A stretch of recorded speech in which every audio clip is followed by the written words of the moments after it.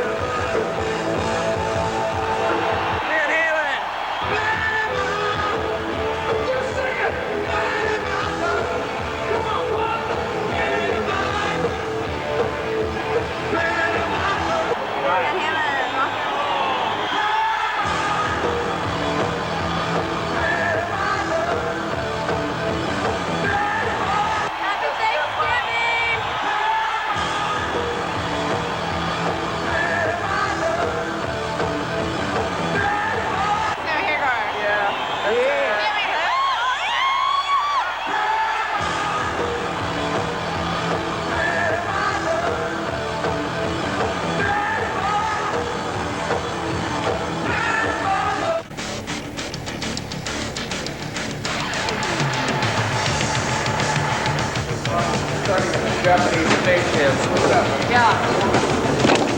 I don't know, we might be screwing ourselves.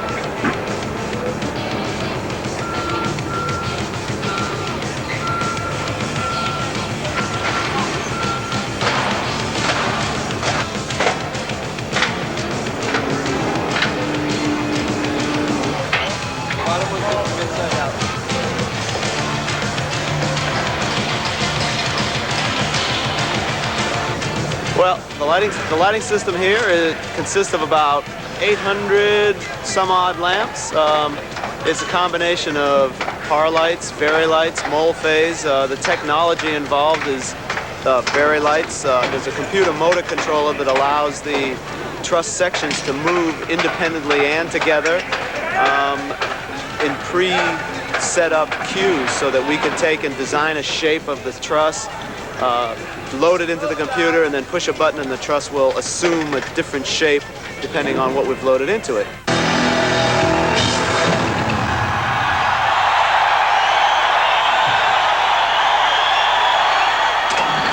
There's a lot of excitement, but I hope not to have so much going on that it takes away from the band. The idea is to make their performance stronger, not try and compete with them or make it more exciting than the band on stage.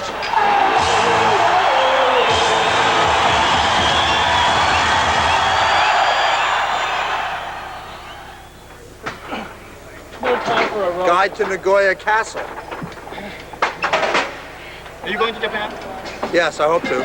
Oh, yeah? If this drum riser goes to Japan, I'm going to Japan. Can you tell us about this drum riser? Well, it goes 18 feet in the air. It's 16 feet wide. It spins 360 degrees.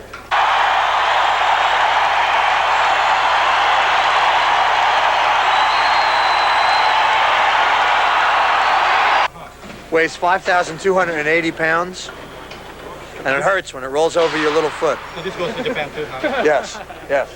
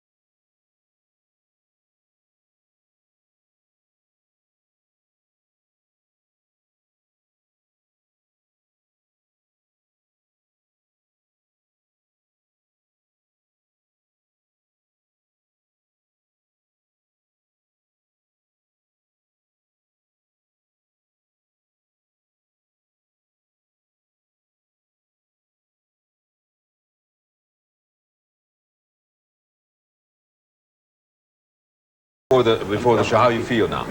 Passing the crisp. Wishing it was Yeah. wishing it was an hour and a half later.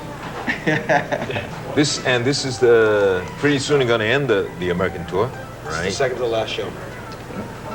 You before the stage, you feel anything? I mean, you hype? What they call pump? Hump. Pump? Hump?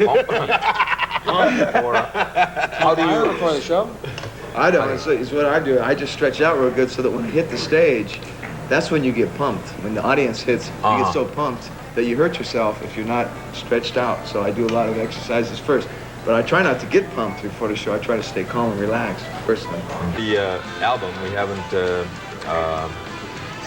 How was that made? I mean, see, before you wrote the song, right? You cited one song which was a Little Feat song. All of four of you written the song, materials, right? You want me to tell you the truth? Yeah. Get these guys out of the camera.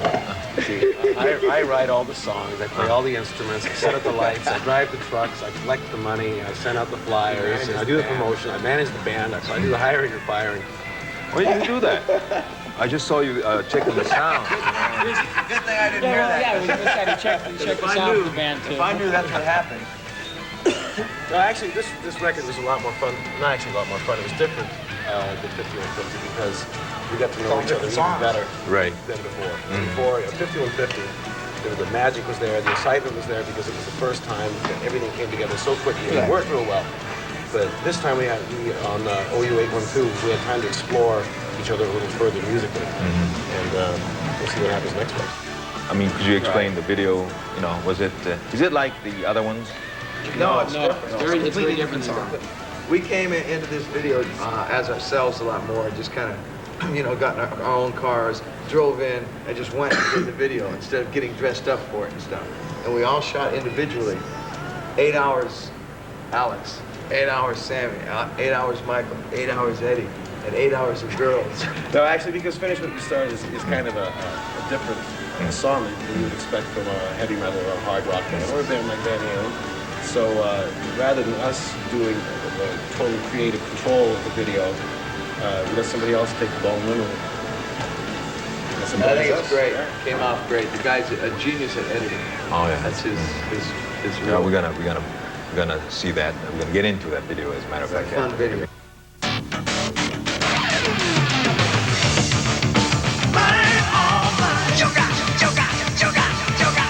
Mine, all mine.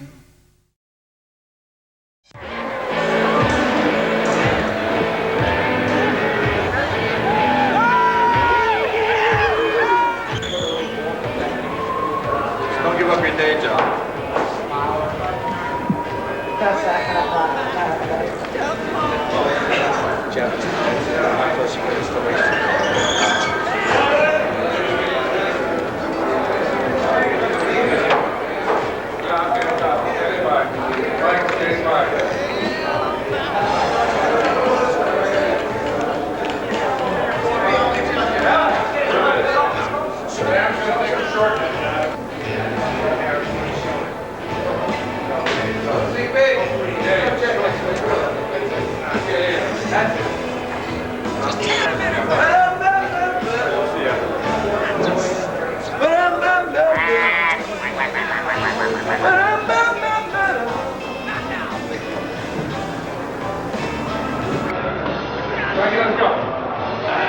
It's showtime. Oh yeah, hey, yeah. You're talking about the scale. Whoa. Ray, move down.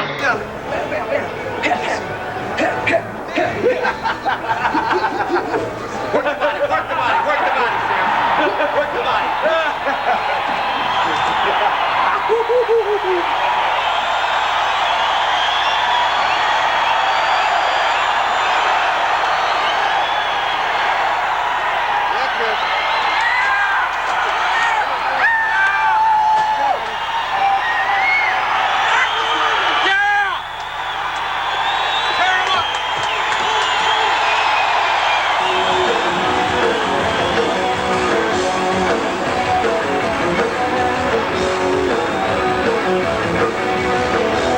I'm talking about you don't have the fast finger-moving solos as you had you know, in the previous albums, I right? think maybe your ears have slowed down. Oh yeah.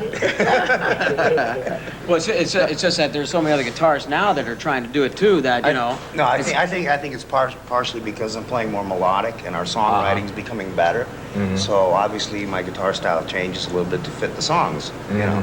But when I still do my guitar solo alone, by myself, you know, I still play just as fast.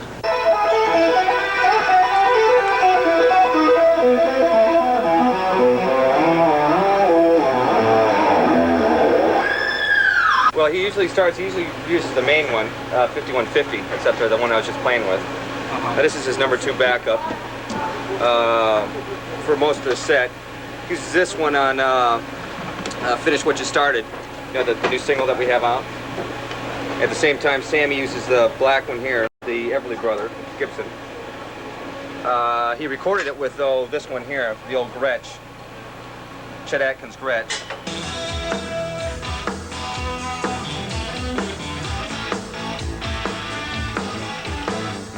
This one here he uses for Summer Nights and Get Up off of 5150, record off of 5150.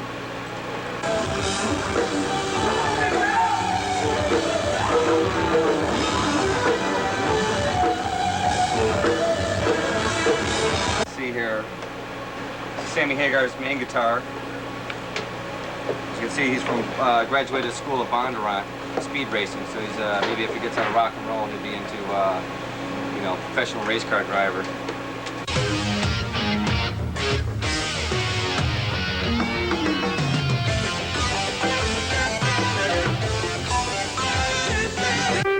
Then his second backup is this one here. This is one of my favorite ones. You know, that Hagar uses. This one here is an old Telly 12-string. Sammy uses for Eagles Fly, where he does this acoustic ballad that was off that he wrote off his solo record, his last solo record that Edward produced along with Sammy. It's a real pretty song. And outside of that, the rest of them are just these are just backups, or in case he breaks a neck or whatever, you know. We'll take and whip one of these out for him. There's a couple other ones I have too, but they're. Does Eddie break, you know, strings often? No. I think out of about the last 100 shows, just because of the maintenance, you know, I do all the preventive maintenance on it. You know, I stretch them right, and I think he's broken one string. On 5150 tour between both guitar players, the only downtime I had was one broken string, I think, between both players out of 110 shows.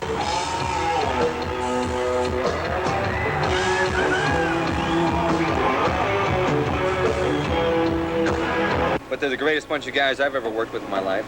You know, as far as attitude goes, they're the warmest and nicest people that I think to the whole crew. None of them have any kind of an attitude problem or a what do you call, like a...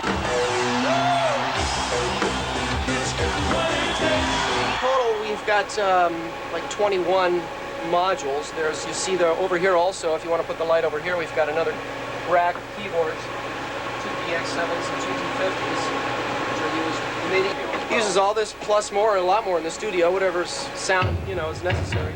But for live, it works great. It's very reliable, and I just have to make sure that everything's perfect every day. That's my job.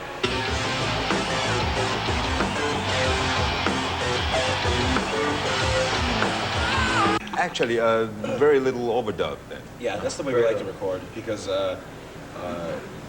some of the enjoyment of making music is playing live, and if you can't duplicate it live, then you're in trouble. Making a record, yeah, it's fun, but the audience, the one-on-one or the one-on 5,000 or one-on 2,000, you know, that type of feeling. They say you never record with a click. No. You know, these guys don't understand what a click is. It ruins the track. It takes the life off. Has something to do with the camera, right?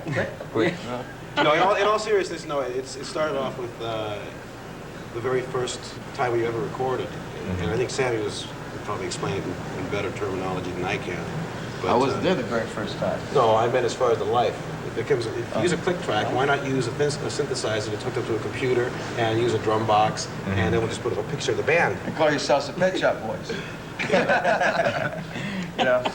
That's Yeah. really what it's all about. It's like, this is a live band. It's like, it'd be like doing fake vocals or something. You know, you got to sing. Otherwise, it's not a singer. You got to play guitar. You got to play bass. Drums, the same thing. You have been pretty much active in this year. How was the year 1980?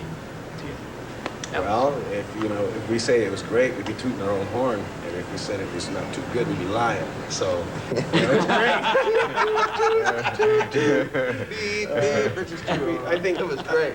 Yeah, we did something that's never been done in the history of rock and roll. I don't think. It's called the Monsters of Rock. It's where, Van Halen has gotten to the point where we can basically tour 10, 11, 12 months a year in the continental U.S. and sell out consistently the 12 to 20,000 seaters. And rock and roll's always been a little bit over the edge.